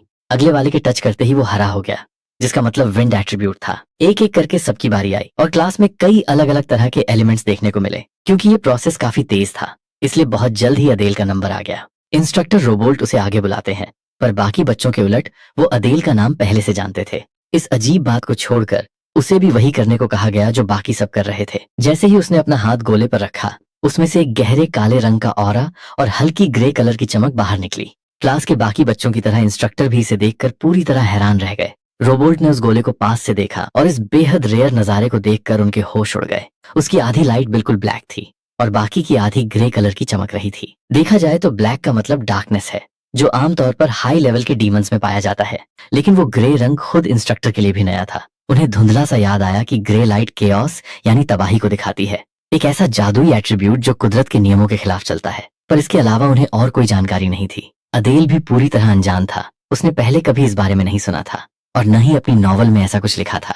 फिलहाल के लिए उसने इस बात को टालकर सिर्फ डार्कनेस पर फोकस करना ठीक समझा, क्योंकि बिना पूरी जानकारी के कुदरत के खिलाफ जाने वाले मैजिक से छेड़छाड़ करना खतरनाक हो सकता था। क्लास आगे चलती रही, पर उसका दिमाग बार बार उस ग्रे लाइट के बारे में ही सोच रहा था। लगता है सिर्फ वो ही नहीं, बल्कि कोई और भी इस नए राज में दिलचस्पी ले रहा था। लस्ट की वारिस भी काफी देर से उसी को घूरे जा रही थी। जैसे ही एडेल ने उसे पीछे छिपकर घूरते हुए रंगे हाथों पकड़ा, वो बेचारी एकदम सक पका गई कि उसकी इतनी बेहतरीन स्टील्थ टेक्निक इतनी आसानी से पकड़ी गई। असल में वो तो बस थोड़ा पास आकर ये पूछना चाहती थी कि उसके दिमाग में क्या चल रहा है, खासकर तब जब उसने इंस्ट्रक्टर के आने से ठीक पहले वो खतरनाक स्टंट किया था। लॉरेल फ्रॉन ने उसे साफ साफ वार्निंग दी कि वो सैमुअल से पंगा न ले, क्योंकि वो बंदा एक टिकता हुआ टाइम बम है। लेकिन एडेल ने सीधे कह दिया कि वो उन लोगों में से नहीं है जो बिना किसी गलती के किसी की बकवास चुपचाप सहते रहें। ये सुनकर लॉरेल को उस पर इतना गुस्सा आया कि वो उसे गाली देने ही वाली थी, क्योंकि उसने डेमन वर्ल्ड की सबसे ताकतवर और खतरनाक फैमिली के बंदे से दुश्मनी मोल ले ली थी। उसका कहना था कि शैतान अकेडमी के मामलों में बाहर के लोग दखल नहीं दे सकते, इसलिए यहाँ किसी के स्टेटस से कोई फर्क नहीं पड़ता। लेकिन भाई, लॉरेल का समझाने का मतलब ये बिल्कुल नहीं था। ये कोई मामूली दो डेमन्स के बीच की आम लड़ाई नहीं थी जिसे हल्के में लिया जा सके। गुस्से में आकर लॉरेल कोई बड़ी सीक्रेट बात बताने ही वाली थी कि तभी उसने खुद को रोका और एक ठंडी सांस ली। वो एडेल को सिर्फ एक काम की सलाह ही दे सकती थी कि अब से उसे बहुत संभल कर रहना होगा और हर वक्त अपनी पीठ पर नजर रखनी होगी। एडेल समझ गया कि लॉरेल उसे ग्लटनी फैमिली के बारे में वार्न कर रही थी, जो अपने दुश्मनों से बेहद खतरनाक तरीके से बदला लेने के लिए बदनाम है। जो भी हो, अब पहले दिन की आखिरी क्लास बची थी, इसलिए वो बिना किसी नए ड्रामे के इस दिन को खत्म करना चाहता था। वैसे ध्यान आया कि आज की इस आखिरी क्लास का इंस्ट्रक्टर कोई और नहीं बल्कि वही बंदा था जिससे वो पहले मिल चुका था। स्वॉर्ड्समैनशिप इंस्ट्रक्टर एरीज ने आते ही डेस्क पर अपना हाथ दे मारा, जिससे पूरे क्लास के कैडेट्स की सिट्टी पिट्टी गुम हो गई। उस तगड़े डेमन ने क्लास में बैठे सभी लोगों को कमजोर कहकर उनका मजाक उड़ाना शुरू कर दिया और कहा कि तुम लोग मेरी क्लास में बैठने के लायक भी नहीं हो। एंट्रेंस एग्जाम का रिजल्ट देखकर वो काफी चिढ़ा हुआ था। सिर्फ 5% पावर वाले पपेट के सामने भी टॉप 8 ग्रुप्स को छोड़कर बाकी सबकी बुरी तरह लंका लग गई थी। एडेल समझ गया कि एरीज जानबूझकर इन लोगों के ईगो पर चोट कर रहा है ताकि इन्हें भड़का सके। इस स्वॉर्ड क्लास में इंस्ट्रक्टर एरीज का मकसद बस इतना था कि अगर ये कैडेट्स कल को जंग में मारे भी जाएं, तो कम से कम मरते मरते अपने दुश्मन का एक हाथ तो काट ही सकें। और इस लेवल तक पहुंचने के लिए आज का पहला सबक था दमदार स्टेमिना बनाना। सीधे शब्दों में कहें तो उन्हें तब तक दौड़ना था जब तक कि वे बेहोश होकर गिर न जाएं। एरीज का मानना था कि तलवारबाजी की असली बुनियाद सिर्फ और सिर्फ फिजिकल स्ट्रेंथ है और मजबूत स्टेमिना के दम पर कोई भी सिंपल टेक्निक 2 से 3 गुना ज्यादा ताकतवर हो जाती है। जैसे जैसे क्लास का टाइम बीत रहा था, कैडेट्स दौड़ते दौड़ते अपनी 30 लैप्स पूरी कर चुके थे। तभी इंस्ट्रक्टर की पैनी नजरों ने 2 कैडेट्स लॉरेल और सैमुअल को एक बहुत बड़ी चालाकी करते हुए पकड़ लिया। वे दोनों अपनी फिजिकल एनर्जी बचाने के लिए माना का इस्तेमाल करके दौड़ रहे थे और इस चीटिंग के लिए इन अमीर खानदान के वारिसों को अब सजा मिलने वाली थी। सजा के तौर पर उन्हें इस नर्क जैसी दौड़ को बिल्कुल शुरू से यानी पहली लैप से दोबारा शुरू करना पड़ा। एडेल को बड़ा सुकून मिला कि इन अमीर घर के बच्चों की चालाकी धरी की धरी रह गई और इन्हें सही सबक मिला। उसके पुराने दिनों में जब उसने इस बॉडी को पजेज किया था तो डेमन वर्ल्ड में भागने से पहले उसे नाइट से सीधे भिड़ना पड़ा था। आखिरकार इंस्ट्रक्टर एरीज ने उस खतरनाक क्लास को खत्म करने का इशारा किया जिसका सब बेसब्री से इंतजार कर रहे थे। लेकिन हाँ, सिर्फ वही लोग हॉस्टल जा सकते थे जिन्होंने अपनी 50 लैप्स पूरी कर ली थी और जो टाइम पर खत्म नहीं कर पाए उन्हें एक्स्ट्रा क्लास की सजा भुगतनी पड़ी। आज का दिन सच में काफी भारी था, लेकिन एडेल ने चमत्कारिक रूप से इसे बिना किसी बड़ी परेशानी के पार कर लिया। फ्रेश होने के बाद अब उसका अगला ठिकाना सीधा हॉस्टल था। पहला ही दिन उम्मीद से कहीं ज्यादा थका देने वाला साबित हुआ था। वो बस जल्द से जल्द अपने कमरे में जाकर बेड पर लेट जाना चाहता था, लेकिन उसकी फूटी किस्मत रास्ते में ही लेडी रेने उसे मिल गई। उसे देखकर लग रहा था कि वो अपने इस सो कॉल्ड बॉडीगार्ड से कोई हिसाब बराबर करने आई है। एडेल ने तुरंत खुद को संभाला और अपनी बॉस से पूछा कि क्या बात है। जब उसने पूछा कि उनका पहला दिन कैसा रहा तो रेने ने उदास होकर चुप्पी साध ली। एडेल सोचने लगा कि कहीं क्लास में किसी ने रेने से कोई बदतमीजी तो नहीं कर दी। इससे पहले कि वो और कुछ पूछता, उसने सोचा कि गलत फहमियों से बचने के लिए इस बातचीत को लोगों की नजरों से दूर किया जाए। आखिरकार लेडी रेने ने अपना मुंह खोला और अपनी शिकायत सामने रखी। वो इस बात से चिढ़ी हुई थी कि इंस्ट्रक्टर्स ने उन्हें ढंग से ट्रेनिंग ही नहीं दी, इसलिए वो चाहती थी कि एडेल उनके साथ कुछ कूल डाउन एक्सरसाइज करे। अब एडेल, जो अभी अभी मैदान में अपनी जान दांव पर लगाकर थका हारा आया था और एक्सरसाइज की बात सुनकर अंदर से पूरी तरह हिल गया। मना करने का तो कोई मौका ही नहीं था, इसलिए वो उसे पास के ही पर्सनल ट्रेनिंग ग्राउंड में ले गई। भले ही ये थका देने वाला काम था, लेकिन 7 डेडली सिंस के वॉरिस के साथ ट्रेनिंग करने का फैसला समझदारी भरा था। आखिरकार खुद को मजबूत बनाना ही उसके जिंदा रहने का सबसे बड़ा मौका था। जब वे वहां पहुंचे तो वो जगह वाकई बहुत बड़ी और हर तरह के इक्विपमेंट से लैस थी। लगभग हर मशीन पर कोई न कोई लगा हुआ था और सभी लोग अपनी फिजिकल स्ट्रेंथ बढ़ाने के लिए जमकर पसीना बहा रहे थे। जाहिर है लेडी रेने सीधे सबसे भारी वजन उठाने की तरफ बढ़ी। एडेल ने खुद आगे बढ़कर पहले बारबेल ट्राई करने का फैसला किया। उसे लगा कि पिछले जन्म की वर्कआउट की आदतें इस काम को बेहद आसान बना देंगी। उसने एक सिंपल डेडलिफ्ट लगाने की कोशिश की, पर भाई हालत ऐसी हो गई जैसे जान ही निकल जाएगी और वो वजन अपनी जगह से 1 इंच भी नहीं हिला। लेडी रेने ने सीधे उसे कमजोर कहा और सलाह दी कि इससे पहले कि कोई चोट लग जाए वो इसे छोड़ दे। शायद वो भूल गया था कि असली एडेल आर्सन ने अपनी पूरी जिंदगी 4 दीवारी के अंदर ही बिताई थी। उसी बारबेल को जिसे उठाने में एडेल की हालत खराब हो रही थी, रेने ने आसानी से उठाया और बिना पसीना बहाए अपनी यूनिफॉर्म में ही एक परफेक्ट ओवरहेड प्रेस मार दिया। भाई बंदी की बॉडी तो बिल्कुल अल्टीमेट स्लीपर बिल्ड थी। प्योर स्ट्रेंथ के मामले में तो एडल इस लड़की के आसपास भी नहीं ठहरता था। उसे सच में कड़ी मेहनत करके अपनी इस कमजोर बॉडी को मजबूत बनाना होगा। जिसे वो कूल डाउन एक्सरसाइज कह रही थी, वो लगातार 2 घंटे तक चलती रही और फिर कहीं जाकर रेने रुकने के लिए राजी हुई। अब आखिरकार बोरिया बिस्तर समेटकर हॉस्टल जाने का वक्त हो गया था। कुल मिलाकर एडल के पहले दिन का आखिरी हिस्सा एक लंबे ट्रेनिंग मॉन्टेज जैसा साबित हुआ। जब रेने अपने कपड़े बदल रही थीं, तो एडेल ने अपनी प्रोग्रेस देखने के लिए अपनी स्टेटस विंडो चेक करने का फैसला किया। वो अब भी ढेर सारे ट्रेड्स, पोजीशन ट्रांसफर, टैलेंट और 1321 माना काउंट वाला एक हाफ डेमन ही था। हर रात इतनी लगन से माना मैनिपुलेशन की प्रैक्टिस करने के बावजूद उसका माना सिर्फ 24 पॉइंट ही बढ़ा था। ऐसा लग रहा था कि वो प्रोग्रेस के सबसे धीमे फेज में पहुंच चुका है। शायद कुछ एलिक्सिर पीने से इस स्पीड को बढ़ाया जा सकता था। रेने के कपड़े बदलकर बाहर आते ही वो अपने ख्यालों की दुनिया से बाहर आया। उन्हें लड़कियों के हॉस्टल बिल्डिंग की तरफ छोड़ने के बाद उसने लेडी रेने से आराम करने के लिए कहा। सच तो ये था कि अगर एडल 1 सेकंड भी और वहां रुकता तो वहीं जमीन पर ढेर हो जाता। दिए गए रास्तों को फॉलो करते हुए वो लड़कों के हॉस्टल की ऊपरी मंजिलों पर अपने कमरे की तलाश में चल पड़ा। उसके एडमिशन लेटर के मुताबिक उसे रूम नंबर 407 अलॉट किया गया था। चौथी मंजिल पर पहुंचते ही उसे शानदार दरवाजों की एक लंबी कतार दिखाई दी। अपने कमरे के दरवाजे के सामने खड़े होकर एडल सोचने लगा कि इस साल उसे कैसा रूममेट मिलने वाला है। उसने मन ही मन दुआ की कि काश कोई अच्छा बंदा मिल जाए जो आगे चलकर उसका दोस्त बन सके। वो इस डेमन वर्ल्ड में अपने पहले संभावित दोस्त से मिलने जा रहा था। इस एक्साइटमेंट में उसका दिल थोड़ा तेजी से धड़कने लगा था। एडेल ने चेहरे पर एक मुस्कान के साथ दरवाजा खोला और ग्रीट करने ही वाला था कि अचानक उसके शब्द हलक में ही अटक गए। सामने बेड पर कोई और नहीं बल्कि वायरस का बेटा सैमुअल बैठा था। वही कमीना जिसके साथ उसकी बहस हुई थी। ये दुनिया का वो इकलौता बंदा था जिसके साथ वो कभी रूम शेयर नहीं करना चाहता था। दोनों ही हैरान रह गए क्योंकि दोनों में से किसी को भी अंदाजा नहीं था कि उन्हें एक ही कमरा मिलने वाला है। जैसे ही उनका झटका कम हुआ, कमरे का माहौल अचानक गर्मा गया और दोनों के बीच तनाव साफ दिखने लगा। चमत्कार ही था कि उन दोनों ने खुद पर काबू रखा और तुरंत एक दूसरे पर हमला नहीं किया। ये जानकर दोनों का मूड बुरी तरह खराब हो चुका था कि अब पूरे साल उन्हें एक ही कमरा शेयर करना पड़ेगा। ये जानी दुश्मन बीच बीच में एक दूसरे को घूरते और जैसे ही दोनों की नजरें मिलती वे मुंह फेर लेते। जाहिर है वो घमंडी बंदा अपनी हरकतों से बाज नहीं आया और उसने फिर से एडल को हाफ ब्रीड कहकर ताना मारा। इस बकवास को सुनकर एडल ने एक लंबी सांस ली और अचानक अपनी जगह से उठ खड़ा हुआ। सैमुअल भी तुरंत अलर्ट हो गया, मानो वो किसी भी वक्त फाइट शुरू करने के लिए तैयार बैठा हो। लेकिन एडल इतना बेवकूफ नहीं था कि लड़कर खुद मुसीबत मोल ले। वो बस उस घमंडी के साथ एक ही कमरे में नहीं रहना चाहता था, इसलिए वो थोड़ी देर के लिए बाहर जाने लगा। दरवाजा खोलकर बाहर निकलने से पहले उसने तंज कसते हुए उसे शांति से सोने की विश दी। वैसे उसकी आंखों के नीचे के काले घेरों को देखकर लग रहा था कि वैसे भी उसे ढंग से नींद नहीं आती। उस टेंशन से भरे कमरे से बाहर निकलकर एडल अपना गुस्सा शांत करने के लिए टहलने लगा। उसने सोचा कि जब वो घमंडी सो जाएगा तब वो चुपचाप वापस कमरे में आ जाएगा। उसे समझ नहीं आ रहा था कि जो बंदा रैत का वारिस भी नहीं है वो हर वक्त इतने गुस्से में कैसे रह सकता है। वैसे सैमुअल तो ग्लटनी का वारिस है ना। सोचते सोचते उसका ध्यान अपनी उस अजीब क्योस मैजिक एफिनिटी पर गया। इस अनजान मैजिक एट्रीब्यूट को लेकर उसके दिमाग में कई सवाल चल रहे थे। उसने सोचा कि शायद उसे इन्फॉर्मेशन गिल्ड से पूछना चाहिए कि क्या उन्हें इस बारे में कुछ पता है। लेकिन अगर उनके पास कोई जानकारी होती तो इंस्ट्रक्टर रोबोल्ट उसे जरूर बताते, या फिर वो अभी तक इंस्क्रिप्शंस के जरिए इसकी पावर सीख रहा होता। वैसे भी इन्फॉर्मेशन खरीदने में बहुत पैसे लगते हैं और इस वक्त उसकी जेब उतनी ही खाली थी जितनी इस वीडियो को देखने वाले की। फिलहाल उसके लिए सबसे अच्छा यही था कि वो अपनी माना टेक्निक्स की प्रैक्टिस करने के लिए कोई जगह ढूंढे। जब वो शैतान अकेडमी के पास के जंगलों में घूम रहा था तो उसे एक अकेली गौरैया दिखाई दी।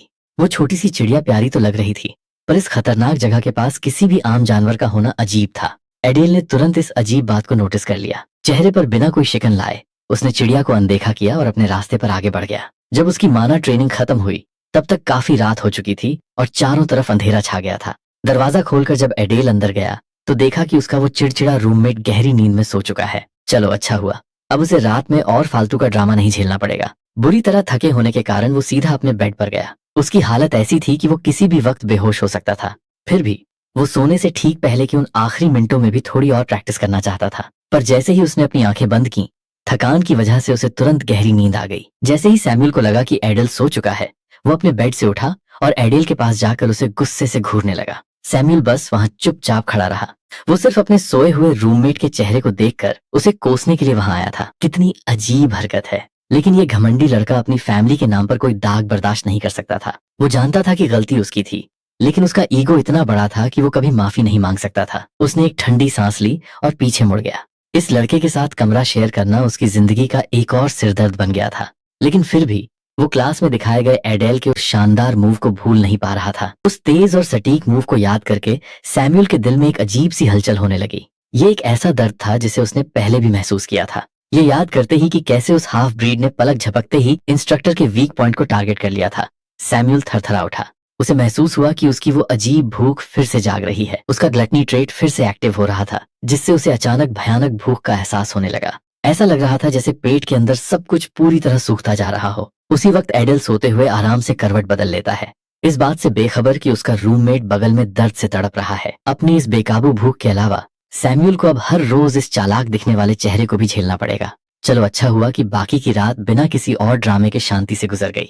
सुबह होते ही एडल एकदम फ्रेश होकर अपने बेड से उठा। उसने धूप सेकने के लिए खिड़की से बाहर झांका, लेकिन उसे वहां कुछ और ही दिलचस्प चीज दिखाई दी। वही चिड़िया जो उसे कल जंगल में दिखी थी, आज उसके कमरे के पास एक पेड़ की डाल पर बैठी हुई थी। जो अकेडमी बाहरी घुसपैठ को लेकर इतनी सख्त होने का दावा करती है, वो जासूसी छिपाने के मामले में कितनी कच्ची निकली। इससे साफ पता चलता है कि कोई उस पर नजर रखने की कोशिश कर रहा है। और एडेल को पूरा शक इंस्ट्रक्टर एरीज पर ही था, क्योंकि वो बंदा पहले दिन से ही उसके पीछे पड़ा हुआ था। चिड़िया के माना को चुपके से स्कैन करने के बाद उसने कंफर्म किया कि ये वाकई एक असली जानवर है, जिसे खाना खिलाकर आसानी से पालतू बनाया जा सकता है। खाने की बात याद आते ही उसने देखा कि वो घमंडी सैमुअल तो पहले ही ब्रेकफास्ट के लिए निकल चुका था। हद है, बंदे ने जाने से पहले अपना बेड तक ठीक नहीं किया था। तभी अचानक एडेल को अपनी एक बहुत बड़ी भूल का एहसास हुआ कि उसे तो पता ही नहीं है कि डाइनिंग हॉल आखिर है कहाँ। ब्रेकफास्ट का टाइम देखते ही देखते निकल गया और इंस्ट्रक्टर आइडिया की पहली क्लास का वक्त भी हो गया। खाना ढूंढने के चक्कर में एडेल इधर उधर भटकता रहा और आखिरकार उसका ब्रेकफास्ट मिस हो गया। दूसरे दिन की शुरुआत ही काफी खराब रही। गंभीर चेहरे के साथ इंस्ट्रक्टर ने आज की क्लास की शुरुआत एक जरूरी अनाउंसमेंट से की। उन्होंने बताया कि आज क्लास के लिए एक रिप्रेजेंटेटिव यानी क्लास मॉनिटर चुना जाना है। अभी सिर्फ दूसरा ही दिन था और क्लास में लोग एक दूसरे को ठीक से जानते भी नहीं थे। जाहिर है, कुछ स्टूडेंट्स ने सवाल उठाया कि इस इंपॉर्टेंट रोल के लिए वे सिलेक्शन कैसे करेंगे। शुरुआत में इंस्ट्रक्टर आइडिया वोटिंग करवाने का सोच रही थी, लेकिन फिर उन्होंने अपना इरादा बदल दिया। वोटिंग करवाने के बजाय उन्होंने फैसला किया कि वो खुद किसी को क्लास रिप्रेजेंटेटिव बनाएंगी। इससे पहले कि वो किसी का नाम लेती, एक मैडम तो पहले ही मन अपनी स्पीच तैयार करने लगी थी। लॉरेल फ्रॉन से अब और सब्र नहीं हो रहा था। वो तुरंत खड़ी हो गई और इंस्ट्रक्टर के इस फैसले की तारीफ करने लगी। नॉवल की कहानी के हिसाब से इंस्ट्रक्टर को फ्रॉन को ही चुनना था, क्योंकि सैमुअल के खराब बर्ताव की वजह से वो इस रोल के लायक नहीं था। लेकिन लॉरेल का ईगो तो 7वें आसमान पर था। वो चाहती थी कि रिप्रेजेंटेटिव बनने के बाद सब उसे किसी क्वीन की तरह ट्रीट करें, भले ही वो बहुत होशियार न हो, पर इस काम के लिए वो सबसे सही ऑप्शन थी। उसमें लीडरशिप वाली बात थी और उसके सपोर्ट स्किल्स भी काफी अच्छे थे। जब वो खुद को रिप्रेजेंटेटिव मानकर खुश हो रही थी, तब कुछ स्टूडेंट सोच रहे थे कि काश एडेल को ये जिम्मेदारी मिलती, पर फिर उन्हें याद आया कि वो एक हाफ ब्रीड है। शायद उसकी परफॉर्मेंस कुछ ज्यादा ही कमाल की थी। फिर भी इस बड़े रोल के लिए अपना नाम सुनकर एडेल को अंदर से काफी अच्छा लगा। फालतू की बातों को छोड़ एडेल चुपचाप लॉरेल के इस रोल में चुने जाने का सपोर्ट कर रहा था। इंस्ट्रक्टर आइडिया शांत रही, जबकि वो लड़की लगातार उनसे अपना नाम अनाउंस करने के लिए कह रही थी। एक गहरी सांस लेते हुए आइडिया ने लॉरेल के ओवर कॉन्फिडेंस को चकनाचूर करते हुए साफ कह दिया कि वो उसे सिलेक्ट नहीं कर रही हैं। अपनी जिंदगी में कभी रिजेक्शन न झेलने की वजह से लॉरेल को समझ ही नहीं आया कि वो क्या सुने। बिना किसी घुमाव फिराव के इंस्ट्रक्टर आइडिया ने अनाउंस किया कि उनके चुने हुए क्लास रिप्रेजेंटेटिव कोई और नहीं बल्कि एडेल हैं। इस फैसले से खुद एडेल से ज्यादा हैरान कोई और नहीं था। ये तो बिल्कुल अजीब और अनपेक्षित था।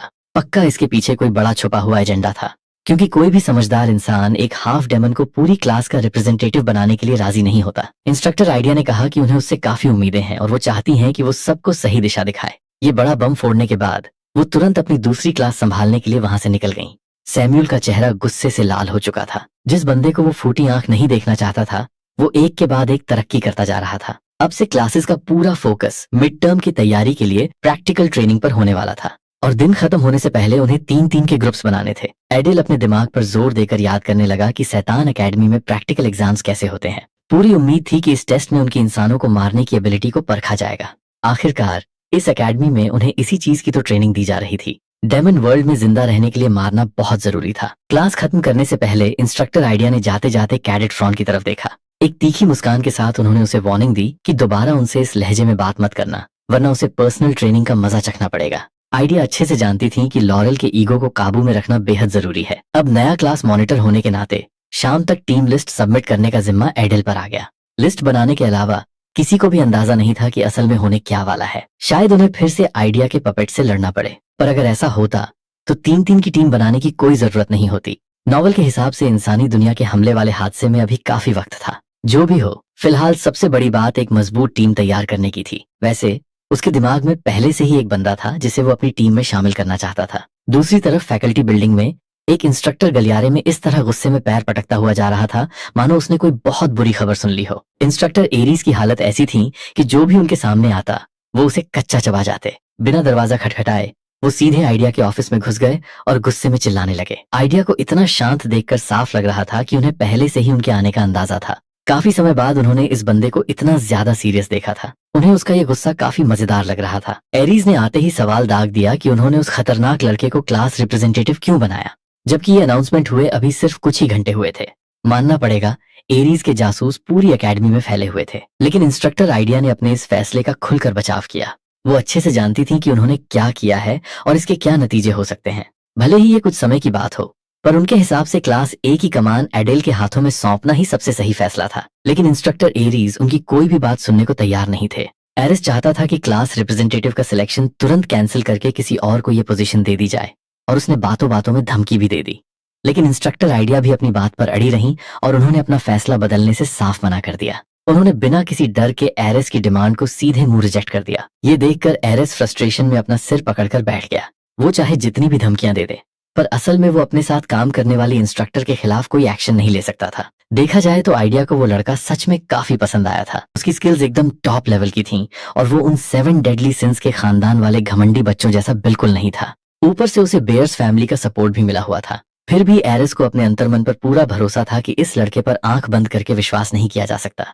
आखिरकार एक ऐसी तलवार जिसका कोई ठिकाना न हो, उससे ज्यादा खतरनाक चीज और कोई नहीं होती। इंस्ट्रक्टर आइडिया ने एक ठंडी सांस ली और बहस को वहीं छोड़कर आगे बढ़ गईं। उन्होंने साफ कह दिया कि वो सब कुछ संभाल लेंगी, इसलिए बेहतर होगा कि एरिस उनके काम में टांग न अड़ाए। उन्हें असली टैलेंट पहचानने की अपनी काबिलियत पर पूरा भरोसा था। अब जब उनके पास कोई दूसरा रास्ता नहीं बचा, तो वो ताकतवर बंदा वहां बेबस होकर खड़ा रह गया। अब उसे पछतावा हो रहा था कि उसने उस क्लास का इंचार्ज बनने के लिए और ज्यादा जोर क्यों नहीं लगाया। एक नए इंस्ट्रक्टर के भरोसे इतने खतरनाक बंदे को छोड़ना उसे अंदर ही अंदर परेशान कर रहा था। सबसे बड़ी बात तो ये थी कि वो लड़का उसे उस हाफ डेमन की याद दिलाता था जिसने पुराने युद्ध में उसे कभी न भूलने वाला जख्म दिया था। उस कातिल की डरावनी वाइब्स अडेल से इतनी ज्यादा मिलती जुलती थीं कि वो इसे नजरअंदाज नहीं कर पा रहा था। भले ही उनके बीच खून का रिश्ता होने के चांस बहुत कम थे, लेकिन इस बात को पूरी तरह खारिज भी नहीं किया जा सकता था। कोई नहीं जानता था कि आखिर उस लोमड़ी जैसी चालाक आंखों वाले भेड़िए के दिमाग में क्या चल रहा है। एरिस खिड़की की तरफ बढ़ा और अपने जासूस पक्षी को बुलाने के लिए एक तेज सीटी बजाई। अभी तक उसे जितनी भी रिपोर्ट्स मिली थीं, वे सब एकदम नॉर्मल थीं। अडेल ने ऐसा कोई काम नहीं किया था जिससे उस पर थोड़ा भी शक किया जा सके। सुरक्षा के लिहाज से फिलहाल उस पर नजर रखना ही सबसे सही रास्ता था। वो ऐसे खतरे से एक पल के लिए भी अपनी नजरें हटाने का रिस्क नहीं ले सकता था। दूसरी तरफ क्लास ए के कमरे में ब्रेक टाइम के दौरान सभी कैडेट्स अपनी अपनी टीम बनाने में बिजी थे। अडेल भले ही नया क्लास रिप्रेजेंटेटिव बन चुका था, लेकिन फिर भी एक बंदा तक उसके पास बात करने नहीं आया। उसे टेंशन होने लगी कि कहीं उसकी डार्क वाइब्स की वजह से तो लोग उससे दूर नहीं भाग रहे।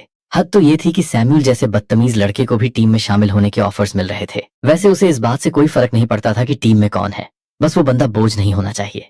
सैम्यूल को इस तरह आसानी से टीम बनाते देख अडेल को अंदर ही अंदर बहुत चिढ़ हो रही थी। जब उसे लगा कि कोई खुद से उसके पास नहीं आने वाला, तो उसने खुद ही पहल करने का फैसला किया। जैसी उम्मीद थी, क्लास में किसी ने भी हाफ डेमन्स के पास जाने की जहमत नहीं उठाई। अडेल की तरह ही उस हीलर लड़की को भी सबने पूरी तरह इग्नोर कर दिया था। इसलिए उसने अपनी टीम के पहले मेंबर के रूप में अपने जैसे ही एक हाफ ब्रीड को टारगेट किया। लेकिन दिक्कत ये थी कि वो लड़की अडेल को कोई खतरनाक विलन समझती थी, जो कुछ न कुछ बुरा करने की फिराक में रहता है। उसे अपनी तरफ सीरियस लुक के साथ आते देख बेचारी लड़की को तो मानो हार्ट अटैक ही आने वाला था। वो इतनी ज्यादा घबरा गई कि टेंशन के मारे उसे एक छोटी सी हिचकी आ गई। सच कहें तो इसमें पूरी गलती अडेल की ही थी। वो उसकी माना पावर को स्कैन करने की कोशिश कर रहा था, जिससे वो बेचारी घबरा गई। उसका माना पूल काफी बड़ा था और एक हीलर का साथ होना टीम के लिए बहुत फायदेमंद साबित होने वाला था। वो उसकी टीम के लिए एकदम परफेक्ट सपोर्ट बन सकती थी। अडेल ने अपने चेहरे पर एक प्यारी सी स्माइल लाने की कोशिश की और दोबारा खुद को इंट्रोड्यूस किया। जवाब में उस लड़की ने भी शर्माते हुए अपना नाम लूना बताया और फिर बिना किसी बकवास के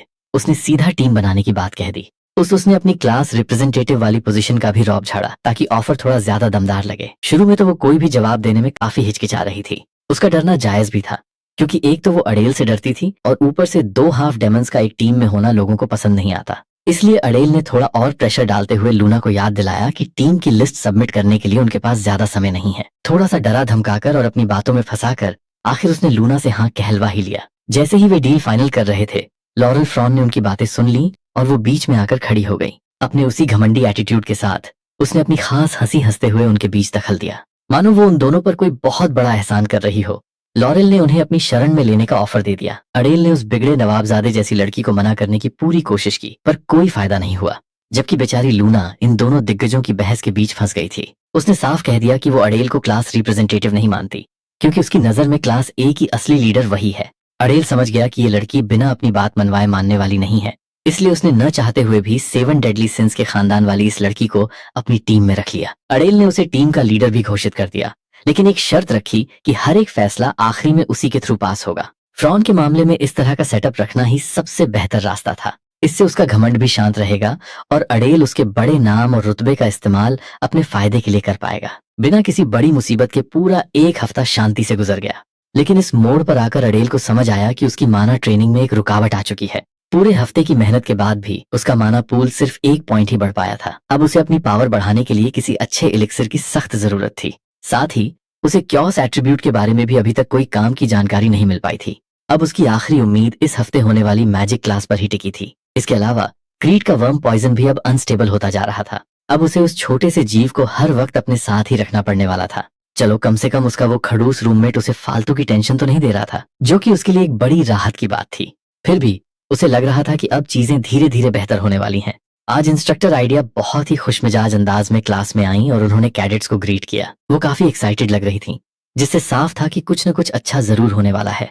फिर उन्होंने अनाउंस किया कि आज की क्लास थोड़ी स्पेशल होने वाली है, यानी आज क्लास ए के बच्चों को फील्ड ट्रेनिंग के लिए बाहर जाना था। ये उनकी पहली फील्ड क्लास थी, जो शैतान अकेडमी के बाहर होने जा रही थी। उन्हें ओरेगॉन नाम की जगह पर ले जाया जाने वाला था। भाई, क्या ये लोग सीधे अमेरिका जा रहे हैं? खैर, इस दुनिया में ओरेगॉन वो जेल है जहां उन इंसानों को कैद करके रखा जाता है जो इंसान और डेमन की जंग के दौरान वापस नहीं भाग पाए थे। आसान शब्दों में कहें तो ओरेगॉन जंग के कैदियों का एक खौफनाक कैंप है। वहां जल्दी पहुंचने के लिए वे लोग डायमेंशनल ट्रेन का इस्तेमाल करने वाले थे। ना समझ स्टूडेंट्स तो बस स्कूल के बाहर जाने की बात सुनकर ही खुशी से फूले नहीं समा रहे थे। वो लोग बाहर जाने को लेकर इतने एक्साइटेड थे, पर अगर उन्हें पता होता कि ओरेगॉन असल में कैसी जगह है तो उनकी सारी हंसी गायब हो जाती। अडेल के लिए स्कूल कैंपस से बाहर निकलने का यह पहला मौका था और उसकी किस्मत ने उसका पूरा साथ दिया था। वैसे भी सिर्फ नॉर्मल ट्रेनिंग ही ताकतवर बनने का इकलौता जरिया नहीं थी। जल्द ही मेन कैरेक्टर्स को उस खौफनाक जेल में एक बहुत बड़ा सीक्रेट चांस मिलने वाला था। अडेल के पास पहले से ही सारी जानकारी थी, इसलिए वो दूसरों से पहले वहां पहुंचकर उस मौके का फायदा उठाना चाहता था। बस असली प्रॉब्लम ये थी कि सबके सामने बिना किसी शक के उस चीज पर हाथ कैसे साफ किया जाए, क्योंकि ओरेगॉन के गार्ड्स भी कोई ऐरे गहरे नहीं बल्कि बहुत खतरनाक थे। तभी फ्रॉन की आवाज ने उसके ख्यालों के सिलसिले को तोड़ दिया। शायद अडेल का चेहरा कुछ ज्यादा ही सीरियस दिख रहा था, इसलिए उसने बात को टालते हुए कह दिया कि ये उसकी पहली फील्ड क्लास है, तो वो थोड़ा नर्वस है। फ्रॉन ने उसे दिलासा देते हुए कहा कि जब इतनी काबिल टीम लीडर उसके साथ है तो डरने की कोई बात नहीं है। अडेल भी बस उस वक्त का इंतजार कर रहा था जब ओरेगॉन पहुंचते ही इसका सारा घमंडी एटीट्यूड हवा हो जाएगा। फिर भी उस लड़की की इन हरकतों ने उसका मूड थोड़ा सा ठीक कर दिया था। एक बेहतरीन मौका सामने देखकर अडेल खुद को और मजबूत बनाने के लिए बहुत ज्यादा एक्साइटेड था। तभी डायमेंशनल ट्रेन में अनाउंसमेंट हुई कि वे लोग ओरेगॉन पहुंच चुके हैं। अब ट्रेन से नीचे उतरने का वक्त आ गया था। इंस्ट्रक्टर आइडिया सबसे आगे चल रही थी और पीछे पीछे सारे कैडेट्स उस डरावनी और उदास बिल्डिंग को देख रहे थे जहां से सिर्फ दर्द की वाइब्स आ रही थीं। जहां एक तरफ सारे बच्चे डर के मारे चुप थे, वहीं उनकी इंस्ट्रक्टर वहां एकदम नॉर्मल दिख रही थी, मानो वो अपने घर आई हो। एंट्रेंस की तरफ बढ़ते हुए वे लोहे के पिंजरों के पास से गुजरे जिनमें पुराने कैदियों के कंकाल पड़े हुए थे। जैसा कि सोचा था, वहां का माहौल बहुत ही ज्यादा सीरियस और डरावना था।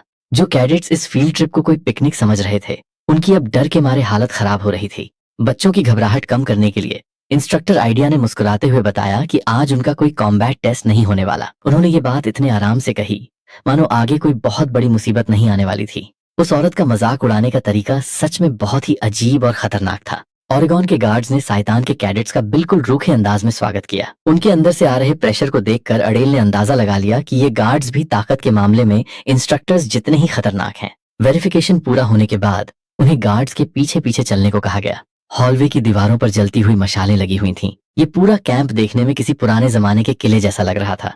यहाँ वो हर एक डरावनी चीज मौजूद थी जो हम किसी जेल के बारे में सोचते हैं। जैसे ही वे थोड़ा और अंदर गए, इंसानी कैदियों के चीखने, चिल्लाने और दया की भीख मांगने की आवाजें आने लगीं। यहाँ तक कि हमेशा नखरे दिखाने वाली फ्रॉन भी ये सब देखकर अंदर से घबरा गई थी। जैसे जैसे वे आगे बढ़ रहे थे, हवा में एक अजीब सी बदबू फैलती जा रही थी। अडेल मन ही मन उन बच्चों पर हंस रहा था जिन्हें बिल्कुल अंदाजा नहीं था कि आगे उनके साथ क्या होने वाला है। जैसी कि उम्मीद थी, सैमुअल जैसे बदतमीज इंसान पर इस डरावने माहौल का कोई असर नहीं हो रहा था। वो बंदा सच में बड़ा अजीब और सिरफिरा था।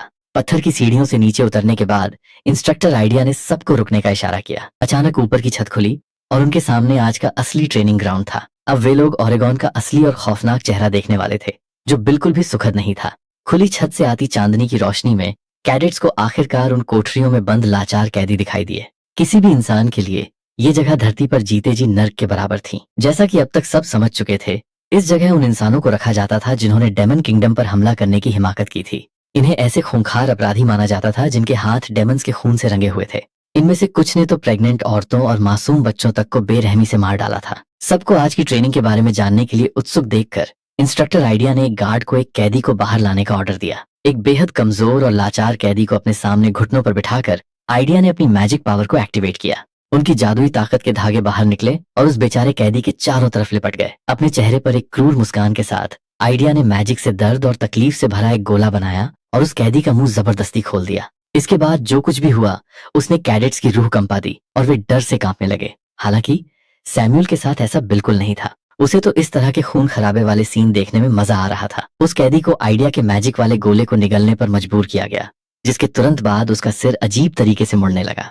कुछ सेकंड के भयानक दर्द के बाद उस कैदी का सिर धमाके के साथ फट गया और चारों तरफ खून और मांस के टुकड़े बिखर गए। इंस्ट्रक्टर आइडिया ने इस टेस्ट का बेहद आसान और सीधा नियम सबके सामने रख दिया था। हर कैडेट को अपनी मर्जी से किसी भी तरीके का इस्तेमाल करके एक इंसान को मारना था।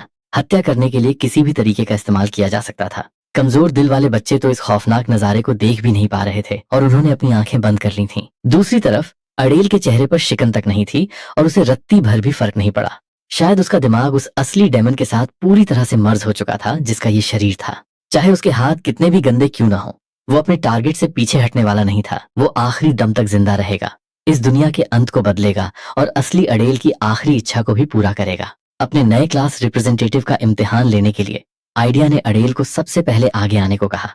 बिना कुछ बोले अड़ेल सीधे पास की कोठरी की तरफ बढ़ा और उसका दरवाजा खोलकर अपना शिकार चुनने लगा। दीवार से जंजीरों में जकड़ा हुआ एक और भूखा प्यासा कैदी वहां पड़ा हुआ था। अपना अंजाम समझकर वो बेचार कैदी अड़ेल के खंजर को देखकर बुरी तरह थर थर कांपने लगा। अड़ेल ने एकदम शांत आवाज में उससे उसकी आखिरी ख्वाहिश पूछी। नफरत से भरे हुए लहजे में उस कैदी ने चिल्लाकर कहा कि उसे जिंदगी में बस इस बात का पछतावा है कि वो और ज्यादा डेमन्स को नहीं मार पाया। उसने धमकी दी कि इंसान एक दिन सारे डेमन्स का नामो निशान मिटा देंगे। उस पागल कैदी की नफरत भरी बातें सुनकर अड़ेल ने बिना वक्त गंवाए एक ही झटके में अपना खंजर चला दिया। ऐसे बुरे इंसान को ठिकाने लगाकर उसे अंदर से अजीब सा सुकून मिला।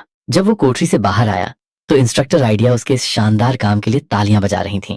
इंस्ट्रक्टर और क्लास रिप्रेजेंटेटिव का काम तो हो चुका था। अब बाकी स्टूडेंट्स की बारी थी कि वे अपनी कोठरियों में जाएं और इंसानों का खून बहाएं। लेकिन क्लास के हाफ डेमन्स को इंस्ट्रक्टर ने एक तरफ बुला लिया। अड़ेल ने देखा कि आइडिया उन सबको जेल के दूसरे हिस्से की तरफ ले जा रही थी। उसे पहले नहीं पता था कि उसके और लूना के अलावा क्लास में कोई और भी हाफ ब्रीड है। रही बात लूना की, तो वो इस खतरनाक टेस्ट के लिए बिल्कुल भी तैयार नहीं लग रही थी। दरअसल इंस्ट्रक्टर आइडिया ने हाफ ब्रीड्स के लिए कुछ स्पेशल कैदियों को चुनकर रखा हुआ था।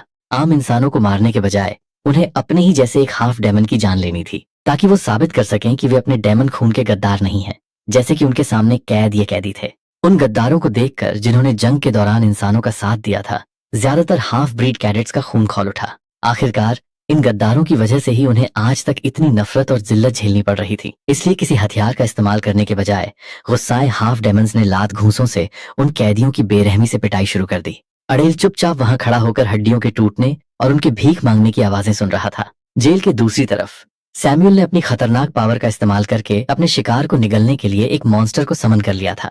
हवा में चीखें और खून की बदबू फैल चुकी थी और लूना अपनी आंखें कान बंद करके इस खौफनाक मंजर से बचने की कोशिश कर रही थी। सैमुअल को इतनी बेरहमी दिखाने की कोई जरूरत नहीं थी, पर वो बंदा पैदाइशी साइको था। अड़ेल को चिंता होने लगी कि अगर इंस्ट्रक्टर आइडिया ने लूना को इस तरह रोते बिलखते देख लिया तो उस बेचारी की शामत आ जाएगी। तभी लॉरेल फ्रॉन ने पूछा कि क्या वो अपनी एबिलिटीज का इस्तेमाल करके इस टेस्ट को पास कर सकती है। इंस्ट्रक्टर आइडिया ने उसे हाँ कह दिया और एक कोठरी की तरफ इशारा किया। लॉरेल ने वहां मौजूद 2 कैदियों में से एक को अपने वश में कर लिया और पूरा कंट्रोल हाथ में होने के बाद उसने उसे अपने ही साथी को मारने का ऑर्डर दे दिया। उस कठपुतली बने कैदी ने अपने ही दोस्त का गला घोंटकर उसकी जान ले ली। इंस्ट्रक्टर आइडिया ने फ्रॉन को पास तो कर दिया, लेकिन साथ ही उसे अपनी कमियों पर काम करने की सलाह भी दी।